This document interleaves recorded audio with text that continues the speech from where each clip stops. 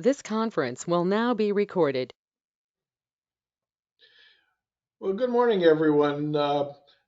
First of all, I want to welcome you on a beautiful Tuesday morning. Temperatures out there approaching 95. Uh, it's just a great Texas summer day for all of us, and I think our program this morning, our featured speaker this morning, could not be more timely than today. While we're all blasting our air conditioners and staying indoors in our homes and in our businesses. So it's a great to have all of you folks with us this morning. Uh, do want to let you know this call, as you heard, is being recorded and will be posted later today on the Chamber's website, on the Chamber's YouTube website. In addition to that, I'd remind you that we have invited members of the media to join us as well, and we're delighted to have them participate in the call and feel free to ask questions. And lastly, I'd ask you, until we get to the Q&A part of the program, if you kindly keep your phones on mute until we get there, that would be very helpful. Uh, our featured speaker this morning is no stranger to almost all of us. I often use him as an example of an extraordinary representative for the industry and the company he represents. Nolan Smith is everywhere. He attends our meetings. He's a participant in committees and programs and projects, and we're really blessed to have him as a member and involved here at the Nacogdoches County Chamber of Commerce. And I know my colleague in Lufkin feels exactly the same way in his involvement with the Angelina County Lufkin Chamber of Commerce as well. He's been working for Oncor Electric for 29 years, with 24 years being in the Nacogdoches and Lufkin area. Uh, he has held various positions with Oncor over his career, and he currently joins us today as area manager and customer service executives. So, with that, I'm delighted to introduce my friend and colleague, Nolan Smith, who's going to give us a sense of what's going on in the world of electricity here in Nacogdoches County and in Texas. Good morning, Nolan. Good morning. Can you hear me, Wayne? Good.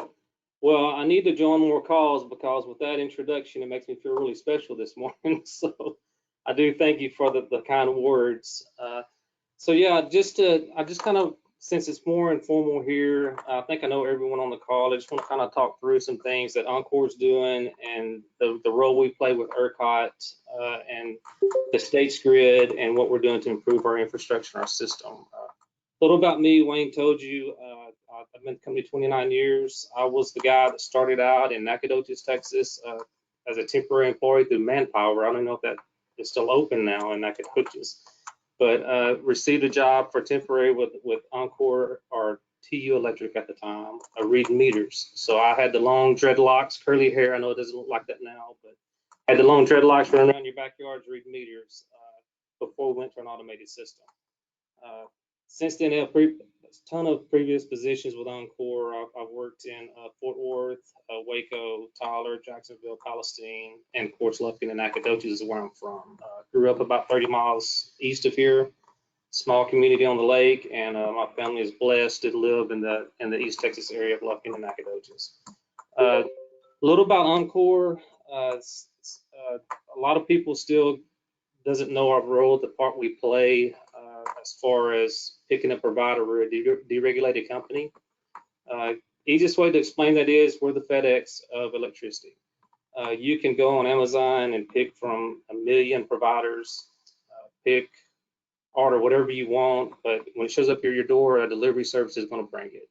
So let's just use FedEx. So Oncor's the FedEx of the world.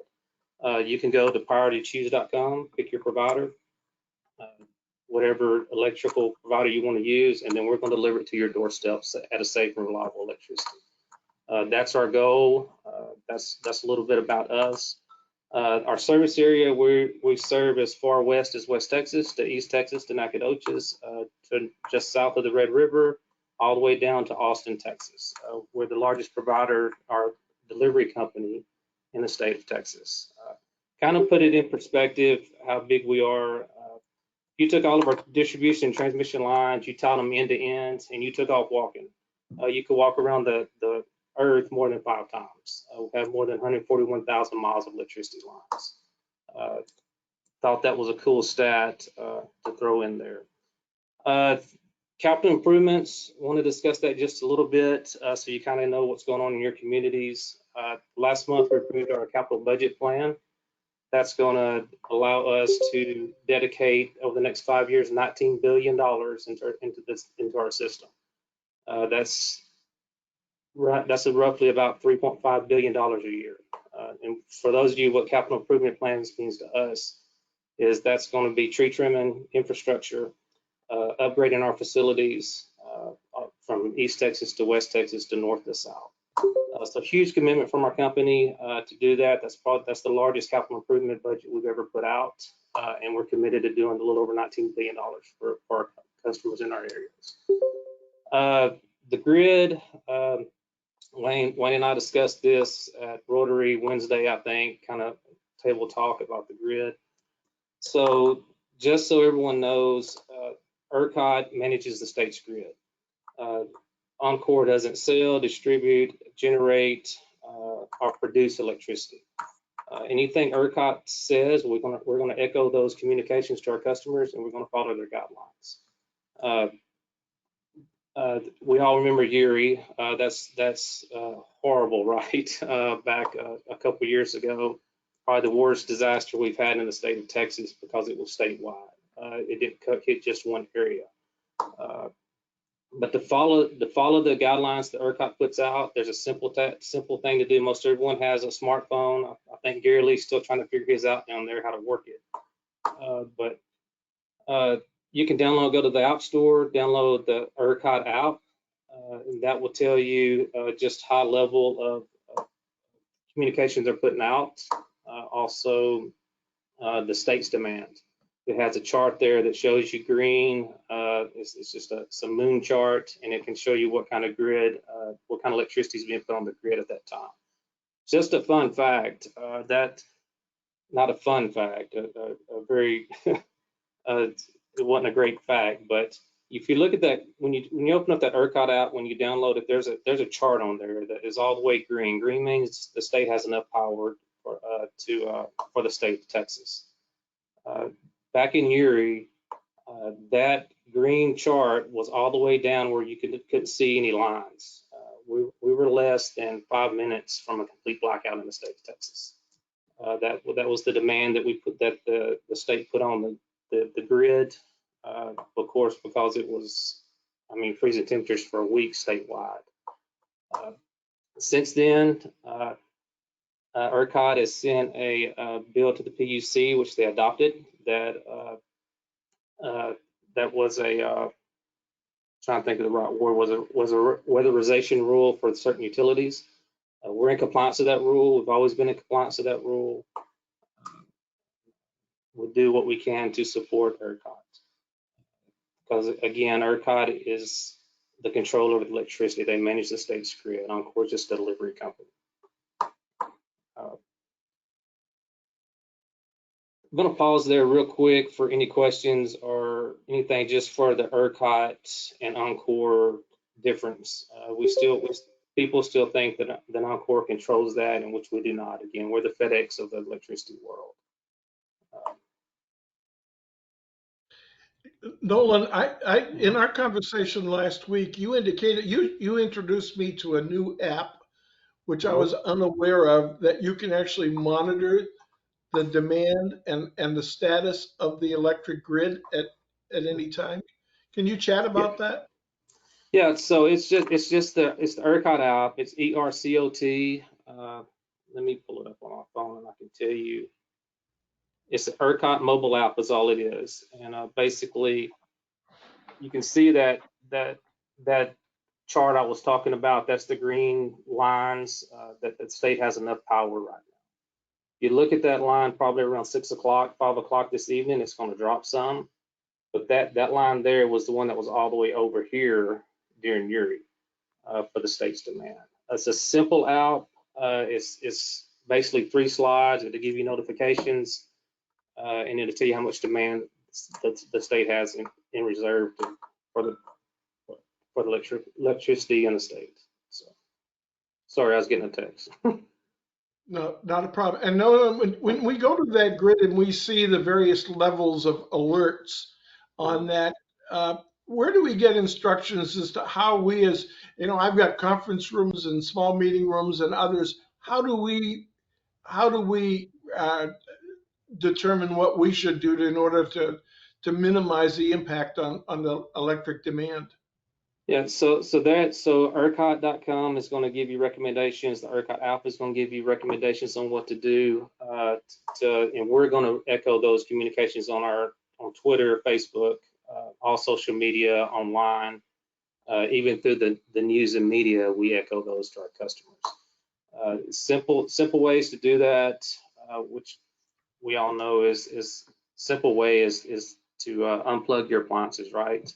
To help out the state's grid. Like they sent out a notification a while ago that we're going to be not in high demand, but there's going to be a lot of electricity used today because the temperature is going to be like 112, I think. So they're saying to minimize electrical use. That's simple things you can do is pull your blinds down. It's all common sense stuff. Unplug your cell chargers. Just because you're not using a cell charger, we have 1 million people that's plugged into the socket at one time. If you unplug those, that helps out the state's grid. Your air filters in your AC units, change them. Just the common sense stuff that you can do to help the grid out. It's very important too. You don't think about it, but it's just the simple things like a cell phone charger. Just because it's plugged in, you don't have a cell phone charged into it, it's still taking electricity to run that charger. So little things that we can do as customers is to help eliminate the high demand for peak summer times. And Nolan, with the federal interest in converting cars from gasoline, from fossil fuel powered to electric, can our grid sustain that in the future? So there's a lot of talk about that right now. There's some bills in the Senate, and to be honest, I can't answer that. I don't know.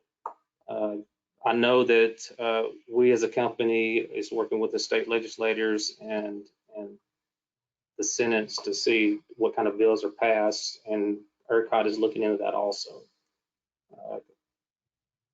I know that electrical, I forgot the stat, Wayne. I might have told you. I think they're saying in 20 years or whatever. You said you'd never see it, which I think you will. But it'd be like 30% or 40% electrical vehicles running up and down the roads. So as a deregulated company, we're trying to figure that out also. But ERCOT will make the necessary steps to ensure that we have enough electricity for that. And my last question, Nolan, would be on storm preparation. What does Oncor and others advise us to do to be prepared for the possibility of a hurricane or a major storm? Yeah, so be mindful, watch the news. We're meteorologists, we think, as a company. We stay on the news, we watch the weather. We're watching the Gulf right now. We're in hurricane season. Just to kind of sum up what Oncor's role is in the storm, we're very reactive to our storms. We don't wait for them to hit and then we said, okay, we've got to do this. We have mock storms all year long. Blue sky days, we're testing out our dispatching, we're testing out our processes, our procedures. We're looking at our infrastructure ahead of time. We have drones, we have helicopters, we have employees that are out in the field, looking at every piece of line and equipment we have to see if we have any issues we need to take care of before a storm arises.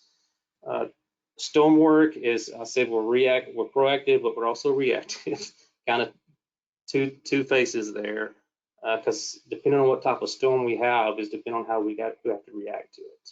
Of course, the lightning storm is pretty simple for us. You just have a lot of lightning, you're going around closing breakers in. You have a windstorm that puts it into a little bit more different category where you're having a lot of trees. Of course, in these states, a lot of trees falling on the lines. If we have a hurricane, knock on wood, it's hurricane season, that's catastrophic. That takes a lot more planning, but the planning has already been taking place right now. We have a plan in place. We've always had a plan in place for Nacogdoches and Lufkin because it is a hurricane area. if it hits. Every time we do a mock drill or whatever, we look at Nacogdoches and Lufkin as the two that's going to get impacted by it. So we have a plan for that. Kind of give you an update. Last year, or I think it was a year and a half ago, we were supposed to be impacted by a hurricane. Thank God that it turned east, and I don't forget where it did landfall at. Just so you know, just for that hurricane, we deployed about 1,500 employees to the Lufkin to Nacogdoches area.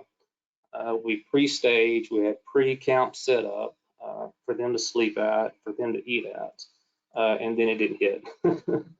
So the hurricane took a easterly turn and didn't hit, but that's some things that we do as a company.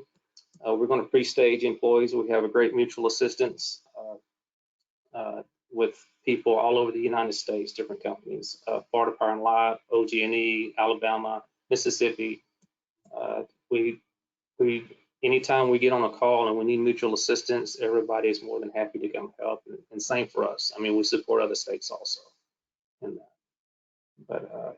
But the deal with storms too, the men and women, I do want to touch on that real quick. They work really hard, long hours. You might see them eating. I think their hot spot in Nacogdoches is Clear Springs. But if you see them eating, that's the first time those men and women have eaten probably 16 to 20 hours. They're working about 18-hour shifts, and that's them going home, sleeping for about 4 or 5 hours, most of them in the dark, and then coming back to work.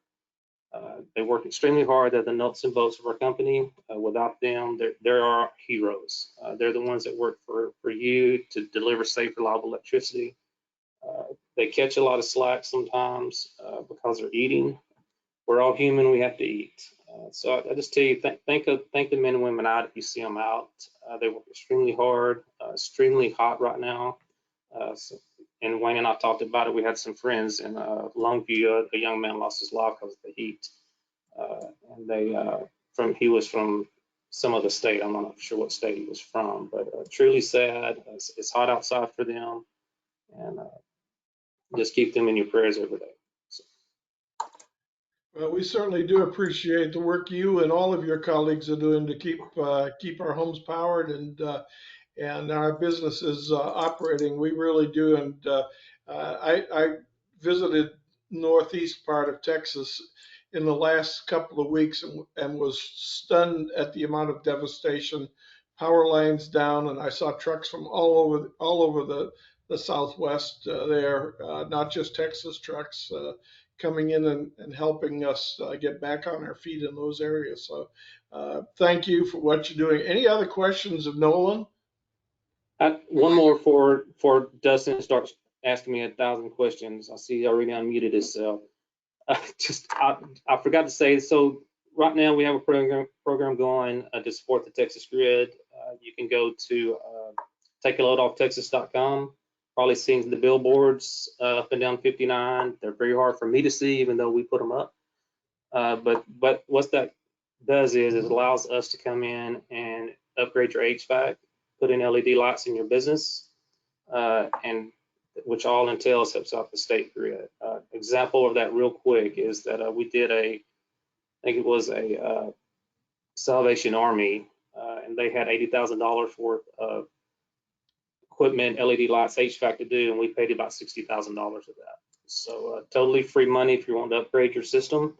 If you're looking at your HVACs in your businesses and need fixing to spend $20,000 on an AC unit, go to takealoadoff.texas.com and see what we can do to help. And the cool thing about the program is it's for non-metro only. So all of the programs we have is not going to the metro groups as far as Dallas and Fort Worth. They're all going to the non-metro groups. And that's for small businesses, and we also have a program for large businesses. So anyway, go ahead, Dustin. For once, I don't have a question, more of a comment. So I've known Nolan for a couple of years, but it seems like probably the past 2 or 3 years, our relationship's grown business-wise. But I wanted to reiterate what he just said about his employees. I've got to know some of them personally over the past probably 6 to 7 months, and it is actually truly amazing what all they do for us. One thing that hit me pretty hard, I'm not going to repeat everything Nolan said because it was all true, but, one thing that when I went through the ice storm, my number one job was protecting my family and making sure that they were warm and they had food. And these guys, a lot of times, are leaving their families. They're out of power just like we are, and they're leaving their families unattended and out there working. And that kind of hit me hard and made me realize. So, Nolan, on behalf of the chamber and as a citizen of this community, I cannot tell you how much we appreciate everything that y'all do, keeping our lights on, and especially when during a crisis, a storm, whatever you want to say. I know y'all are out there involved and committed to getting our lights back on. And last but not least, that's also a compliment to Oncor. Oncor is a huge partner throughout the community. Y'all are involved in a lot of different things. And so on behalf of the chamber, we can't tell you how much we appreciate the partnership and everything that you do. Thank you, Dustin. Any other I'll text questions, Nolan? I'll text you a list of my questions later. I figured. Hey, Other Nolan, I questions? do have that app, and I downloaded the other app. I'm really a tech genius, so just so you know. Yeah. So we talked about the ERCOT app. I'm sorry, Wayne. If you don't mind.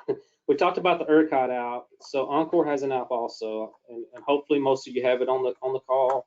It's my Oncor app. Super easy to download. Sends you text updates. It takes you literally longer to download the app and sign up for it, and we'll send text alerts out, and you can report an outage within 2 seconds. So that's the easiest way to report an outage. Of course, you can call, but as far as managing it, the Oncor app is the easiest way to get that taken care of. So.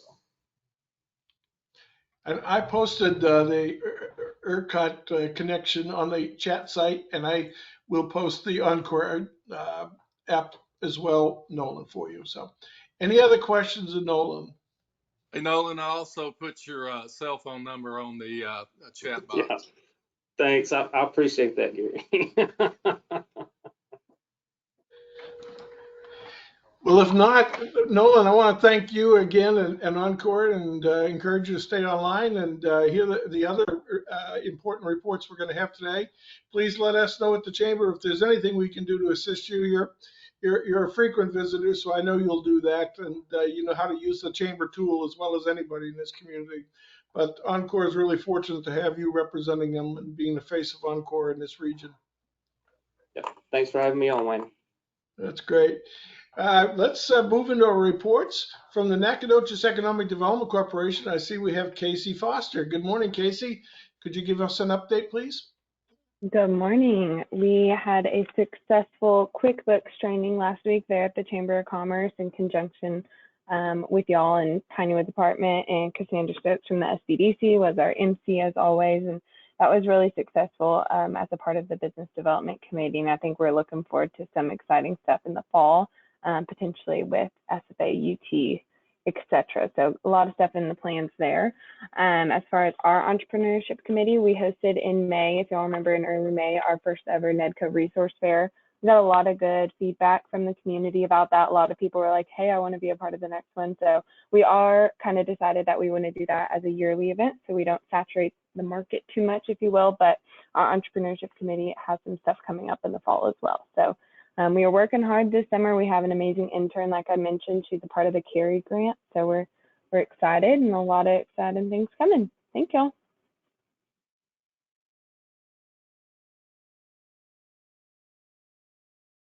Sorry about that. I couldn't find my button. Thank you, Casey, for that report, and feedback on that QuickBooks program last week has been spectacular. Congratulations to all of the folks on the call that were a part of that. We're pleased to have the interim director of Visit Nacogdoches with us today, Ashley Morgan. Good morning, Ashley. Good morning. How are y'all? Can everyone hear me? Okay. Yes. Good. This past week was really busy. I was actually out of town at Travel and Tourism College. I learned a lot, and I'm excited to bring back some of what I learned to implement here. And while I was gone, we had Snack Friday, and So they survived a few events, but I did want to mention that we had our Knack at Night free movie the Friday before. Sorry, it's all blurring together for me. And we had so many people show up, and then unfortunately we had technical difficulties. So I just wanted to put out there that we will be rescheduling that movie. It was Monsters Inc. For Saturday, July 8th. So everybody make sure you come out for that one. I promise we're going to make it work this time.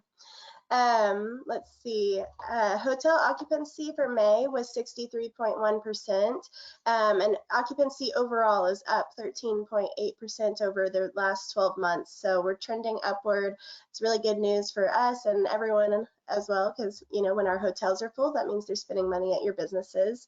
Let's see, we are about to list the position for the new executive director, just going through the job description with our board, and then we'll have it posted probably this week, and then hopefully I'll have an update for y'all in the coming weeks. In the meantime, if y'all need anything, please let me know. And then I feel like there's something else that I'm forgetting.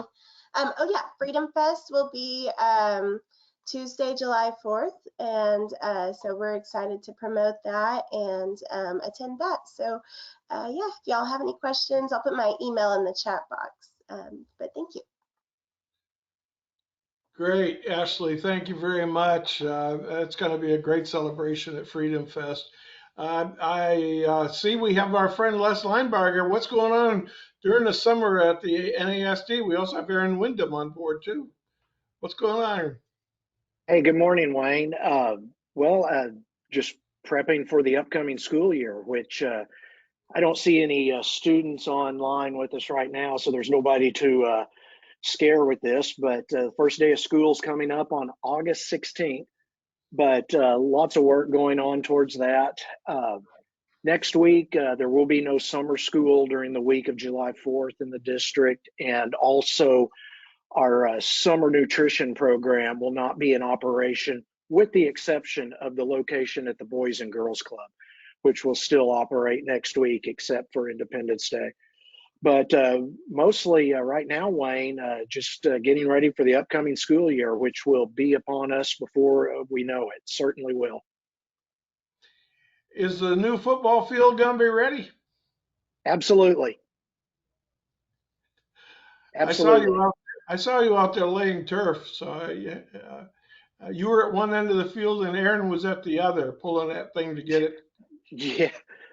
Thankfully, they're not relying on us, Wayne, to get that finished, or we might have it in time, finished in time for the 2025 season. Oh, that's great. Aaron, do you have anything to announce regarding Gateway?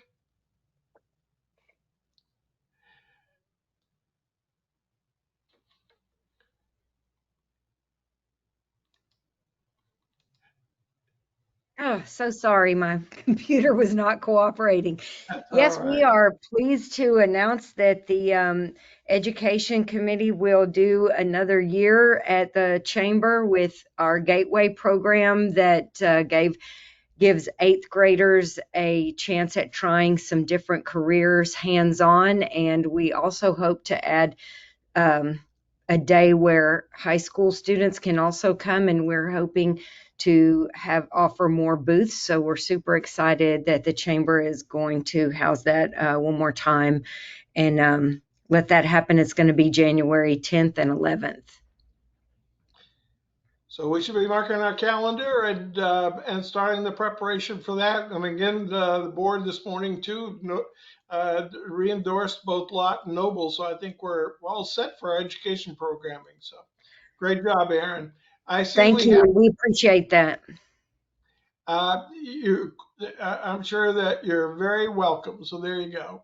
I see we're fortunate to have Caroline Garner online with the Nacogdoches Area United Way. Good morning. Well, good morning, Wayne, and the rest of you. Let's see. I don't know if Nolan is still on or not, but I was going to just give a quick shout out to the partnership of Oncor with United Way. They've been a supporter of us in the past, and we're grateful for everything they do.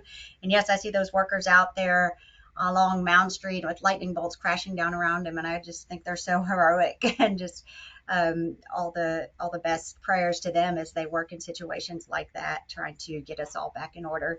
But anyway, as for United Way, exciting times here. We finished our sixth annual day of caring. It would have been our seventh if not for COVID, but we know the story there. But it went very well. We had over 100 volunteers at about 11 project sites around town. Mostly those were at our partner agencies, but we also did some work for the old university building as well as the Parks and Rec. But we worked also at Boys and Girls Club, the food pantry, the senior garden, CASA, etc. It's all over town, and we're just grateful for all the support in the way of volunteers. Um, I know we have Eaton and R&K on the call. They were some of our volunteer teams. Eaton has been a longtime supporter. They provide project engineering. We launched this in conjunction with their former plant manager, who is an engineer, and one of their current, well, he's retired now, but he remains on our United Way board. But he's a wonderful engineer and volunteer to manage our day of caring. And we had breakfast supported by ETech. NIBCO provided the snacks. Eaton bought the shirts for our volunteers. Anyway, and the county provided the venue for our breakfast, and a lot of door prizes donated by local companies. So anyway, just keep that in mind for next year. It's always such a great bonding experience, and we're planning again for the third Friday morning of June. Also, we are into what we call Christmas in July here at United Way. Once a year, we require our would-be partner agencies for the following year to reapply for their funding for next year. So we are in the thick of that right now. Our wonderful dedicated board of volunteers, including Mr. Les Linebarger on the call, is now having the opportunity to look at the grant applications that have been submitted by 19 agencies in Nacogdoches who desire to continue to be United Way partners for 2024. So the way it works, that decision is not up to United Way staff. That is up to a team of volunteers, and they reevaluate where the needs are in our community and make those allocations. It's very difficult. We want to give them all the world, but we have our limited budget, and so it's tough. But a very passionate discussion we have in July. That's why we call it Christmas in July, giving back to the community, decide what we're going to give back the next year financially. And then we get busy fundraising for that. So on to that. We are already meeting to plan our fundraising campaign for the fall. We have Bonita Creek Hall reserved for August 29th. Save the date, put on your calendars. The United Way annual campaign kickoff is, we don't want to call it a banquet. Gary Ashcraft vetoed the calling it a banquet ever. It's a party. It's fun. And it's a way to learn about some of the partner agencies and just hang out with fellow United Way supporters. We have door prizes or raffle prizes there too. So that's August 29th, Tuesday at Bonita Creek Hall. I also want you to know about another save the date for one of our partner agencies. Boys and Girls Club has their annual Yacht Rock Bingo. That's always a big good time. That's coming up the Saturday before our Tuesday event. That's on August 26th.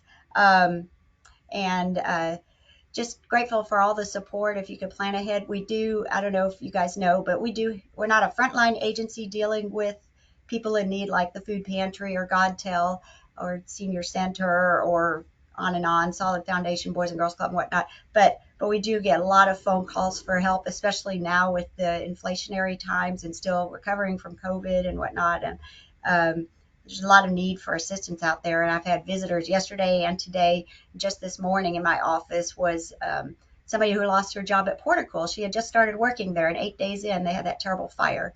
So now all of a sudden, she's struggling to make ends meet, and she hated to stop in. This is how it is for a lot of these people. They're just, they're trying their best to be responsible, but somehow fate conspires against them. And I was glad when they reach out to United Way and for all the wonderful agencies that we're able to refer them to. And just the community support that helps to make that happen. So thank you to the community. That's all I've got, Wayne. Well, thank you, Caroline. And again, thanks for all of it. I did post the kickoff date on the chat session. And Absolutely. I will try to do my best Kelly impersonation and get those minutes to everybody here at the conclusion of the call. Cassandra, do we have anything from the SBDC to report?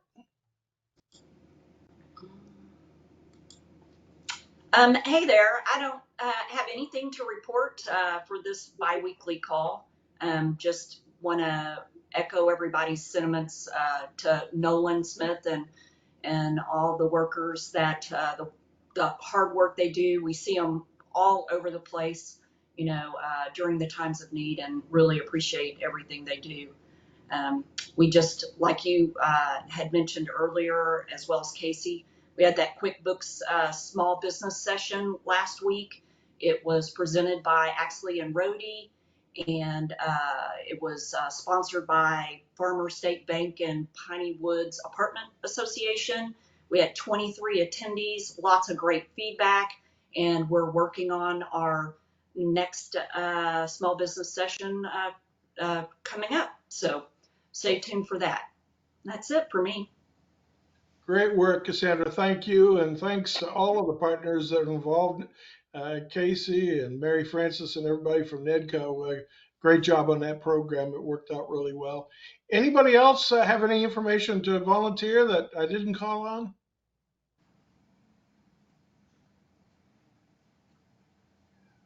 Well, if not, first of all, I want to thank you all for joining us today. These calls would be awful lonely if you didn't take the time to dial in. I also want to again thank Nolan Smith. Nolan, as I said before, Oncor is blessed to have you. You're a great representative for that company, and we're really pleased to have you involved in our Chamber of Commerce. I do want to let you know the Chamber is knee-deep involved in the accreditation process. That's not a surprise to many of you on the call because you're working on various groups in this accreditation process. Our goal is to have the application submitted on August 15th of this year, and we're into multiple meetings now in most of the 9 areas that we have to review, and it's going very, very well. There are events coming up. On Tuesday, July 18th, we'll have the ribbon cutting at Nacogdoches Parks Advocacy League. And then on Wednesday, July 26th, we'll have ribbon cutting for Vexus and their new office on North University Drive. Then we'll have a live after 5 this week on June 29th, which is going to be at Nacogdoches Memorial Hospital. That if you didn't attend the one last year, you should go this year. It's an awful lot of fun. It's great to hear an update on the hospital and what's going on there. And at the same time, you may go home with one of the many door prizes, and you'll at least get to enjoy some great beverages and food there at the event itself. And we'll have another one in July, which will be July 20th at Ferrara's Heating and Air Conditioning, and that'll be on the 29th, and that'll be all Stallings. And then, of course, this Thursday morning, if you haven't registered, you can save yourself a considerable amount of money if you're registered today, and that's Eggs and Issues on Thursday morning, and that will feature a presentation on the SFX Carry program by Mary Ann Rojas. I hope you guys will join us at 7:30 on Thursday morning for that as well. You might wonder where a couple of my colleagues are. Sherry Williams is currently representing the Chamber at the Institute for Organizational Management at the University of Georgia this week in her first year of Institute. And Kelly Augustine is representing the Chamber at the Texas Chamber of Commerce Executives Association Conference in Amarillo. So they've gone east and west on me, but the office is capably staffed by Sharon Hurst. And I'm here too, by the way. So there you go. I won't be here for the next conference call. Kelly will be running the next conference call. I'm going to sneak back to my former state of Maine they've asked me to go there to check the temperatures to see if it's more moderate than Texas.